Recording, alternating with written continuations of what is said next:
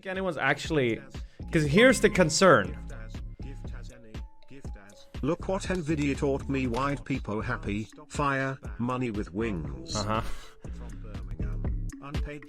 Yeah, line is dead. Bad love, Joe. Eiley Cats, thank you so much for the 2 years, man. Appreciate that. Welcome back. Thank you.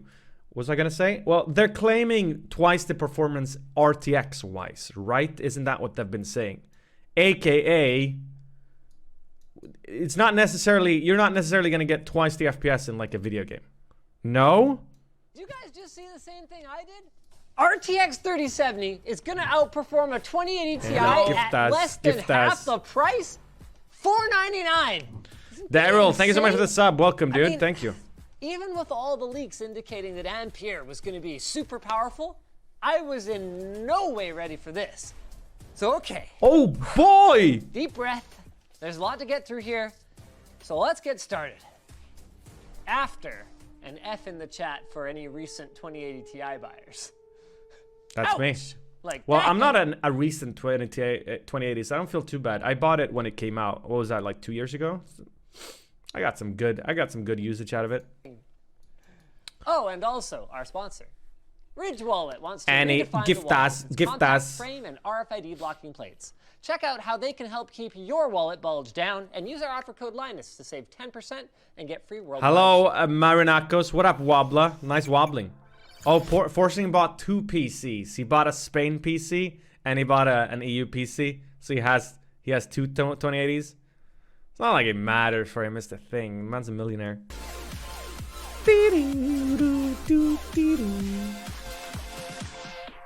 Now, obviously, I'm not ready to hand NVIDIA their crown until we see the new cards for ourselves. But based on what they've shown, we are in for one heck of a Interesting, ride. Curious Frog. They announced, well, a lot, and we're gonna get to all of it. But the big one is Ampere is real, and Ampere is an absolute monster.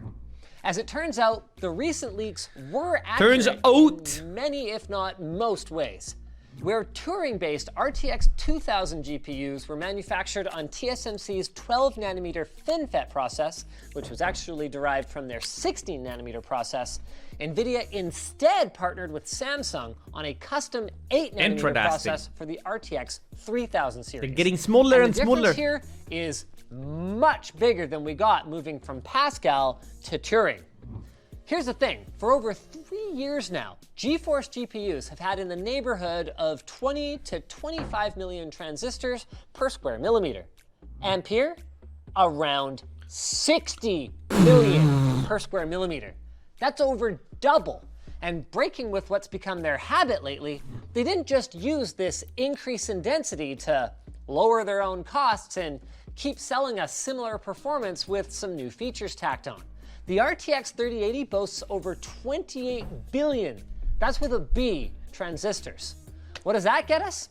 Well, for starters, PCI Express Gen 4, upgraded Tensor cores, oh, and casually, more than double the CUDA cores across the board.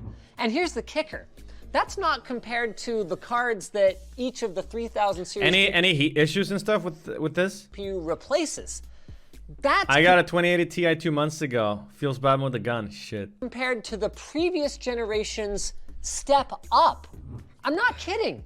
On paper, every Ampere card that was announced, even the 3070, is faster than. Have they set a price point for the 3090 yet? To find the last time or something, right? this happened, a third run down GPU being faster than the previous flagship, I had to dig pretty deep through the archives.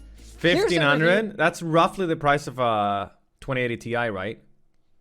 It's about no 2080. What was the 2080? It was like $1,200 I think, ish. 1,200, 1,300? No, 1,200. Yeah, but when it came out, how much was the 2080 Ti when it came out? Yeah, I think it was around $1,300. From Nymn Tech, showing the 6600 GT beating the FX 5950. That was in 2004. And according to NVIDIA, that replaces the Titan card, but aren't Titan cards like 2K? Better than they seem. They claim we are getting a 1.9 times performance per watt improvement 2.7 times the shader performance, 1.7 times the ray tracing performance, and 2.7 times the tensor core performance, which in the real world translates to... You might also want to watch this. This guy is more entertaining than Linux, in my opinion. I like this guy a lot. What do you mean? I like Linus. I ain't gay. I just like to suck dick. That's not gay. Same. Freddie P, thank you. Welcome back. You'll have to give me a second here. 1 metric butt ton. NVIDIA showed another Marvel's fully ray-traced graphics demo. Marbies. But while Turing ran it at 720p, Ampere managed it at 1440p with more scene complexity. That's huge. And while, to be fair, they had a little help from DLSS and from a new learning algorithm that derives missing color data from an incomplete image to improve performance, optimizations as a concept are nothing new, and the results here speak for themselves. NVIDIA's also got a new memory signaling technique, which carries 4 possible values per cycle compared to only 2, effectively doubling the amount of memory bandwidth while also increasing the frequency significantly.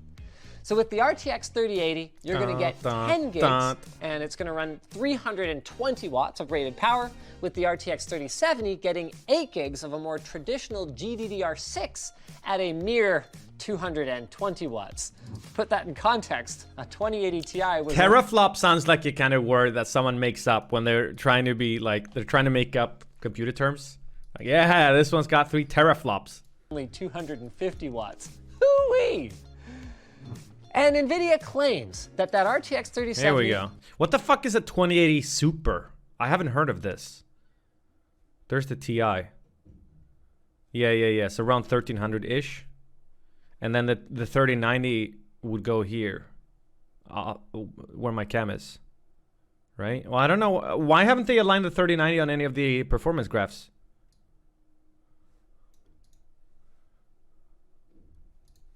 Even though it consumes less power, is faster than the shitty version. $1,200 2080 Ti with the new RTX 3080, It's off the chart. doubling the performance of the 2080. And this is at $499 and $699 respectively. There's nothing else I can say. I'm absolutely mind blown. They even light up. But the question is, why? Why, after all these years of driving GPU prices up, has NVIDIA decided to bestow upon us these benevolent prices? We've got a couple of theories. Fall Guys, One is that RTX 2080 and 2070 sales were something of a disappointment. I mean, it's not that they were terrible cards, they just weren't a very compelling upgrade for anyone who already owned a high-end 1000 series. Yeah. So looking back then, in whatever the past version of a crystal ball is, it seems like NVIDIA priced Turing high due to uncertain yields with TSMC, and then hoped that RTX ray tracing would be enough to carry it to the new price point. So then now, because Samsung has worked with NVIDIA to make this custom 8nm process, presumably it's more reliable, which means that despite the cost per wafer almost certainly being higher, as they tend to be as we keep shrinking the process, they're getting more usable. I thought they just looked at what happened to AMD, Intel, and they got scared shitless. That's what everyone was saying. Chips out of them, working out to a much lower cost, which is great for consumers. I think it's fair to say that this is shaping up to be an absolute unicorn of a GPU release.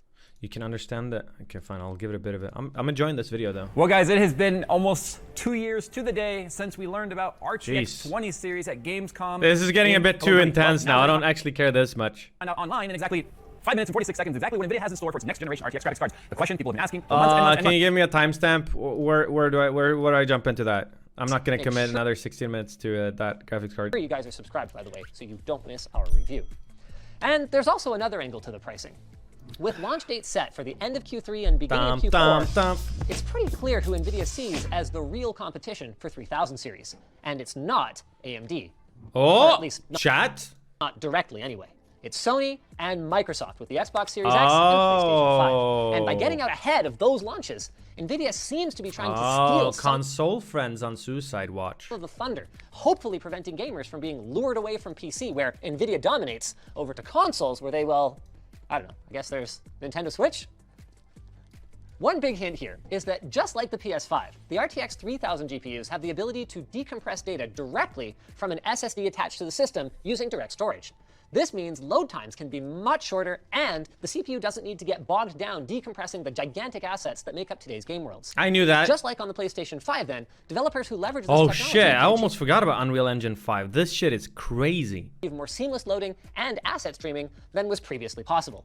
It also means that NVMe and even PCI Express Gen 4 might actually become useful for gamers, where load times are notoriously CPU bound in spite of the storage speed of modern systems. NVIDIA is also hyper-focused on Console seems fun with friends, yeah. And machinima enthusiasts with NVIDIA Broadcast and NVIDIA Omniverse Machinima.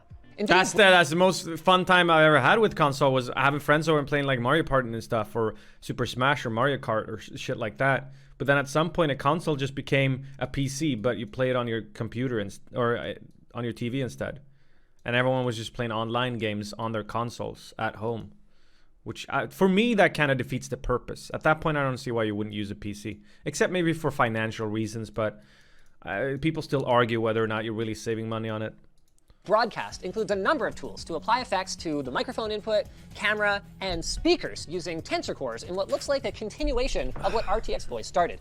So in addition to the noise removal that was possible before, we can now, without a green screen, automatically remove backgrounds and apply a blur effect or backdrop, and more. This seems cool. I wonder if I'll do this for my stream. I kind of like having an environment and background, though. I feel like it makes it more homely. I don't know. When the streamers cut out like this, it feels less personal somehow. With what looks like a very convincing effect compared to... So that's why I don't like green screens. NVIDIA Omniverse Machinima, or Nymn, I guess. Nymn? Wash it down with a drink with a water bottle from LTDSpare.com.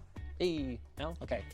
Nymn lets you import game libraries and tools, apply materials, physics simulations, poses captured from webcams, Nymn? Automatic facial animations from recorded audio, and more to I could use it for Nymn's news network. For doing your own machinima. It's kind of like Ansel, except that you get full control over the scene instead of just the camera. They provided a pretty great looking example of a short clip of a siege to give us an idea of what can be accomplished. And quite frankly, I wouldn't be surprised if developers or even animators end up drafting scenes this way. It's pretty cool. So then, RTX 3000. That looked kind of bad. Less of a middle finger directly to Radeon Technologies Group, and much more of a middle finger to the consoles. Which isn't to say, though, that NVIDIA hasn't done some extra credit work against RTG as well. Do you remember Radeon anti-lag and how NVIDIA originally claimed that it was just a tweak that users could already do to their drivers, and then realized, oops, it's actually something more, and then they released NVIDIA ultra-low latency? Well, now they're putting the cherry on top with what they're calling NVIDIA Reflex, a driver path optimization technique that should be available to all GTX 1000 and newer users to reduce total system latency by up to roughly half. Now, the exact mechanisms that they're exploiting to do this are currently unknown, but presumably there's a cost of some sort somewhere, and you'll probably lose a bit of driver level control in the process. Yeah, I think I'll play Finally, there's the one more Metro thing. today. RTX 3090 I'm almost done with it, right? Of this generation's Titan, but Jensen, fuck me, that's a big boy. Holy shit. That is a massive card. I need it. I need it. I need it. I wonder if I should buy a whole new machine. I wonder if I should do the two PC setup thing. Can someone come and like destroy my computer so it's easier to motivate getting this stuff? For what? I don't know. To browse Reddit. How many? I think this thing takes up 3 slots. Imagine the frames I get on Reddit. Well, I did play Flight Sim and lagged, right? Isn't that reason to upgrade? How old is this PC? I think I bought it about when it went full time, right? I bought it pretty close to when the 2080 came out, and so that's why the 2080 was the graphics card I bought. I knew even back then that the 2080 was not a good purchase. But the alternative would have been 2 1080s or some shit. A 1080 was always a terrible card when it comes to price performance, but it was still the best card at the time. We refer to it as the BF-GPU. It sucks back a rated 300. Oh yeah, and I can go up to 1440p, but then I'd have to get a monitor too. Holy shit, that's gonna be a prices. Any primers? And 50 watts, hence the fancy new 12-pin power connector, has over 10,000 CUDA cores and BF-GPU DDR6X memory, and comes in at $1499, meaning it's certainly priced can handle 8K, but you have to remember that if a graphics card can handle a game at 8K, but you're gonna stream it, that adds like a whole extra level of stress. Unless you're doing a dual PC setup, which seems good for some things, but it also seems like really annoying for other things. couple of generations of Titans. It's a lot more convenient to have just one computer. And it might even be worth that obscene price tag. They rolled out an LG 8K OLED TV to game on and demonstrated 8K 60 FPS gameplay using DLSS and RTX. Not only did the beefed up tensor cores appear to handle 8K upscaling without breaking a sweat, the RTX 3090 can apparently even record 8K HDR gameplay with shadowplay. In fact, there's bits and pieces in the whole What the fuck is shadowplay? presentation that allude to upgrades. Buy a new PC and use the old one to dual? Yeah, I've considered that. I don't know if it's worth all the hassle to do a dual PC setup. Across the board. AV1 codec support for decode is now available, and it's a recording. NVIDIA is presumably no different on the rest of the Ampere cards, making 4K HDR shadowplay. Yeah, a thing fucking now. you can actually. To go with it, it looks like we're finally getting HDMI 2.1 and probably more. Oh, buy a new computer and then have this one, and then if Yaba's visiting, she can use this one to play games and stuff. We can figure all of that out in our review. For now, all that's left to say is, boy, is it ever good to see the effects of more competition in the gaming hardware space, even if it came from a bit of an unexpected direction.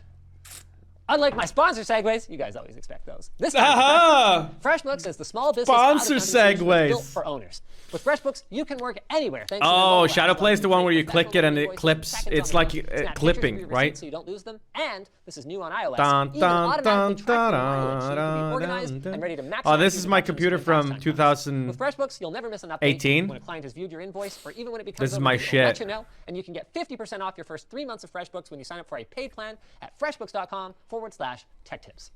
If you guys enjoyed this video, I wonder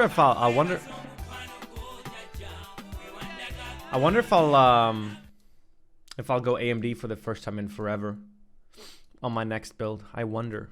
I haven't looked into it enough yet, but I'm not sure because isn't Intel still like when you're talking the best? Isn't Intel still on top? And then in the whole mid segment, it's AMD is like dominating now. Isn't that what the status is? No shot. I haven't actually read up on it yet. And asking Twitch chat is impossible because this happens. All right, where were we? Some thank you for the 6 months, and then the Herato TV thank you for the 2 months.